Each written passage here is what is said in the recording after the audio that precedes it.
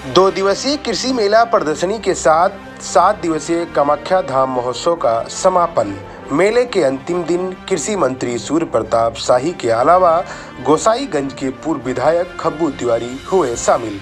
रुदौली विधानसभा क्षेत्र के नगर पंचायत मां कामाख्या धाम में चल रहे 7 दिवसीय महोत्सव में आयोजित 2 दिवसीय क्षेत्रीय किसान मेला प्रदर्शनी में मुख्य अतिथि कृषि मंत्री सूर्य प्रताप शाही व पूर्व विधायक इंद्र प्रताप तिवारी का न्यास के मुख्य संरक्षक विधायक रामचंद्र यादव व न्यास अध्यक्ष रविकांत तिवारी ने माताजी की चुनरी व अंग वस्त्र भेंट कर स्वागत किया।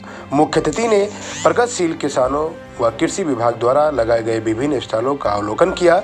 2 दिवसीय क्षेत्रीय किसान गोष्ठी के समापन के अवसर पर मुख्य अतिथि कृषि मंत्री शाही ने इस दौरान कृषि मंत्री ने समाजवादी सरकार पर जुबानी हमला बोलते हुए कहा कि सपा सरकार में किसानों का 2 साल तक भी गन्ना भुगतान नहीं होता था और 14,000 करोड़ रुपए का किसानों का गन्ना भुगतान रुका हुआ था। हमारी सरकार ने सत्ता में आने के बाद सभी किसानों का समय पर गन्ने का भुगतान किया गया, गन्ना मिलों की क्षमता में वृद्धि की है।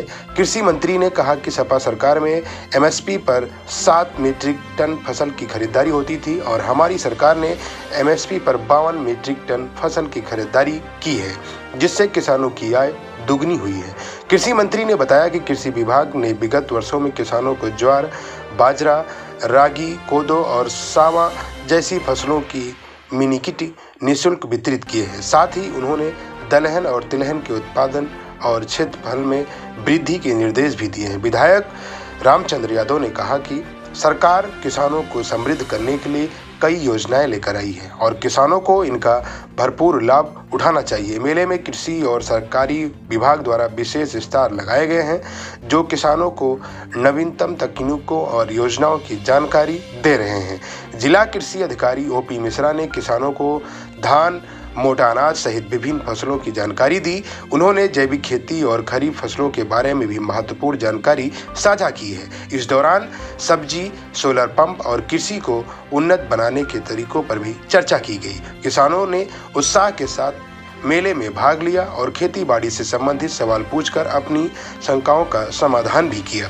प्रगतिशील महिला किसान सबीना खातून ने बताया कि आमतौर पर किसानों द्वारा पारंपरिक खेती की जाती है, लेकिन इस आधुनिक युग में तकनीक की आवश्यकता है। उन्होंने हाइड्रोक्लोरिक खेती करने पर जोर दिया।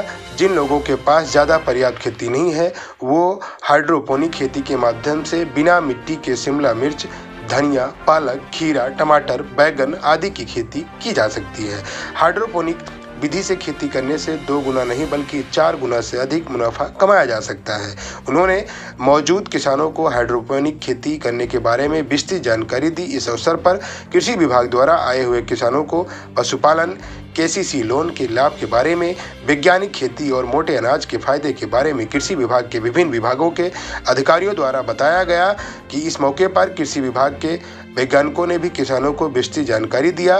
ट्रैक्टर की चाबी, अनाज मिनी किट, उज्ज्वला योजना के लाभार्थियों सहित प्रगतिशील किसानों को सम्मानित किया गया। इस अवसर पर महोत्सव न्यास के अध्यक्ष रविकांत तिवारी, मोनू, रोहित सिंह, उपनिदेशक पीके कनौजिया, जिला कृषि रक्षा अधिकारी डॉक्टर शैलेंद्र प्रताप सिंह, उपाध्यक्ष कमलेश यादव, संयोजक शीतला प्रसाद शुक्ल, तेज तिवारी, ड्रोन दीदी सबीना खातून, माधुरी सिंह, निर्मला शर्मा, आलोक चंद्र यादव, सचिन कसौधन, राघवेंद्र शर्मा, राजकिशोर सिंह, बब्बन शुक्ल, आशीष शर्मा, किशोरी लाल भारती, ब्रजेश यादव आदि लोग मौजूद रहे।